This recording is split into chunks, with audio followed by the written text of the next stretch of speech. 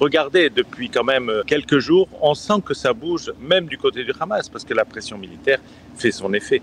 Je pense qu'il ne faut pas avoir peur d'aller jusqu'au bout et de le faire réellement et de le dire tel que le fait notre Premier ministre. Qu'on l'aime ou qu'on l'aime pas, c'est plus logique d'aller jusqu'au bout. Alors on a parlé beaucoup de cette opération de la prise de contrôle de la bande de Gaza. On a parlé avec des politiques, on a parlé aussi avec des militaires et on a envie d'entendre un peu aussi l'avis de ce qui se dit un peu en Israël ici avec des personnes qui vivent en Israël depuis longtemps, qui connaissent bien la société israélienne. Et nous avons donc fait appel à notre ami Avraham Azoulay. Avraham, bonjour. Bonjour Olivier. Merci d'être avec nous. Alors, petit mot d'abord sur l'endroit, on voit la mer derrière vous. Donc vous n'êtes pas à Jérusalem.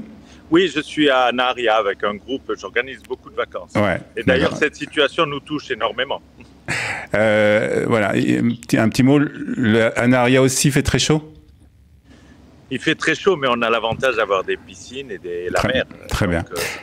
Alors, on a voulu évoquer avec vous cette situation, avec cette décision donc de prendre ce qu'on appelle donc ce terme qui a été utilisé, de prendre la prise de contrôle de la bande de Gaza et d'essayer d'avoir un peu un avis comme ça de ce qui se passe, et puis votre avis aussi, bien entendu, de ce que les Israéliens ressentent, qu'est-ce qu'ils en pensent justement de cette décision.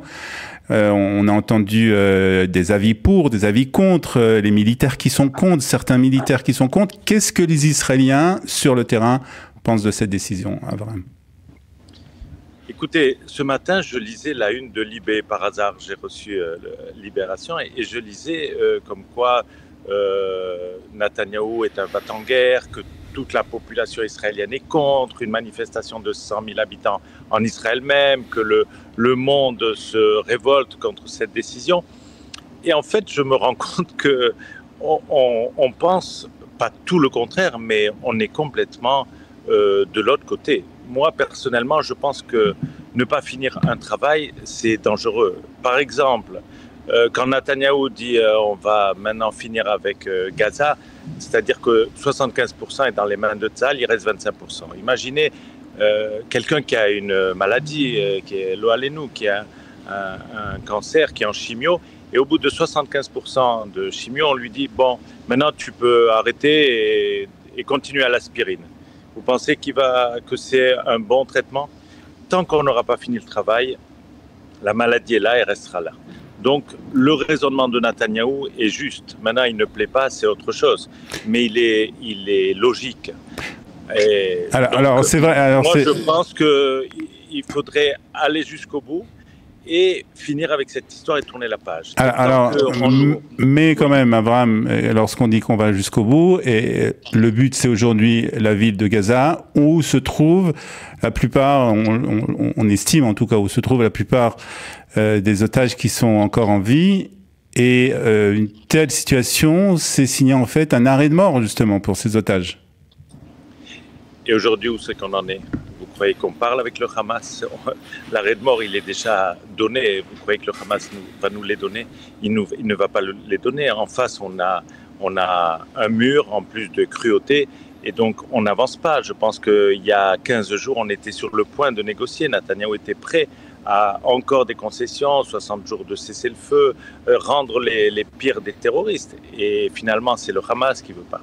On pointe, le monde a une tendance à pointer le doigt vers Israël et surtout vers Netanyahou.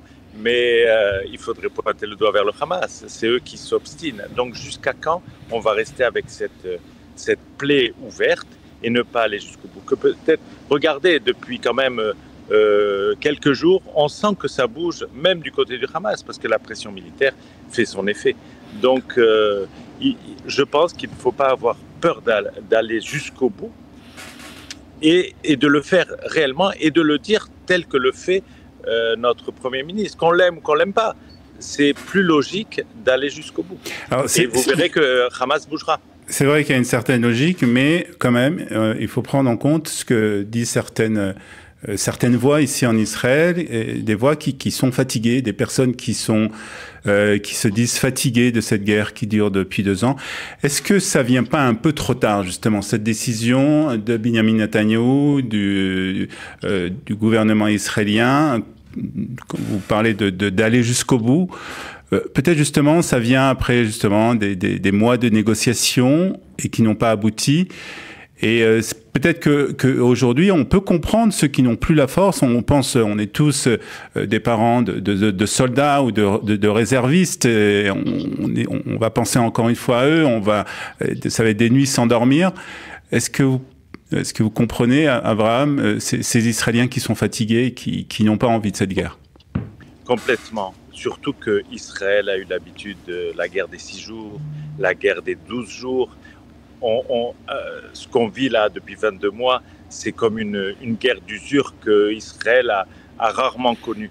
Et malheureusement, c'est vrai, et vous avez tout à fait raison, Olivier, il aurait fallu le faire plus vite, plus rapidement, et de meilleure manière. Simplement, on nous a toujours menottés. L'Europe, Biden, tout le monde nous a toujours dit cessez le feu, stopper, négocier. Mais en attendant, quand il n'y a pas avec qui négocier, qu'est-ce qu'on peut faire?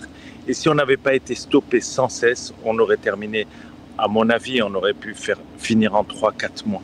Malheureusement, dès qu'Israël agit, on l'arrête, on le stoppe. Israël fait peur parce que, en fait, elle veut plus de justice, faire les choses bien. Et tant qu'on ne le fait pas bien, on aura toujours cette menace. Le Hamas va revenir. J'entends des gens qui disent si on pouvait arrêter la guerre, et qu'est-ce qui se passe ensuite? Donc le Hamas revient aux frontières. Ouais. Les otages, de toutes les manières, resteront parce que c'est leur seule monnaie pour nous tenir. Donc on n'aura rien fait et on aura encore la menace. Malheureusement, il faut aller, je crois, jusqu'au bout. Et on est tous concernés par les soldats qui sont au front, c'est vrai, ce sont nos enfants et on a tous la peur au ventre. Mais cette situation est intenable non plus. Alors, une dernière question, comme vous m'avez dit que vous lisiez la presse française, et bien entendu, dans la presse française, on parle bien entendu de ce qui se passe ici, et puis aussi de cette décision de la France de reconnaître un État de Palestine au mois de septembre, qui a été suivi très rapidement par beaucoup d'autres pays européens et occidentaux. Est-ce que vous pensez que c'est un danger pour l'État d'Israël, cette reconnaissance? C'est d'une part très décevant et le pyromane qui a démarré cette histoire et qui est le président de la France a voulu encore amener les projecteurs à lui sans réfléchir parce que déclarer un État sans même avoir discuté même des conditions s'il pensait qu'un État était possible, c'est comme donner un prix à quelqu'un et ne pas lui avoir fait passer l'examen. Ok, on te donne l'examen, mais c'est pas grave, tu n'as pas besoin de le passer. Donc c'est presque stupide, ça manque de bon sens, de stratégie. Et on le voit par exemple, le manque de stratégie de Macron et même des pays européens qui le suivent apparemment comme des moutons, surtout de la part de l'Allemagne qui semble oublier quand même ce passé et qui suit aussi et qui même va jusqu'à faire un peu de zèle, allez, l'embargo sur les armes israéliennes. Et c'est assez déroutant et très, très inquiétant. Maintenant, il faut miser sur une chose, une seule qui, à part Dieu, se dire que l'Amérique ne va pas valider tout ça et que tout ça ne sera que parole. Malheureusement, c'est enclencher encore un système où on aura un État terroriste qui s'appelle le Hamas et plus les Palestiniens et qui nous met en danger. On a du mal à comprendre l'Europe et on a du mal à penser que nous, en tant que Juifs, en tant qu'Israéliens, on puisse être aussi peu en sécurité quand on se balade dans les rues de Rhodes ou de Paris. Là, je trouve que c'est encore plus grave et ça fait penser à la veille de la Deuxième Guerre mondiale. Très bien, vraiment. On va vous laisser rejoindre votre groupe et puis surtout trouver de la chaleur parce que j'ai l'impression qu'il fait vraiment très très chaud là, à Nahariya. Merci beaucoup, Abraham. Merci. Bonne journée à vous. Bye bye. Voilà, 8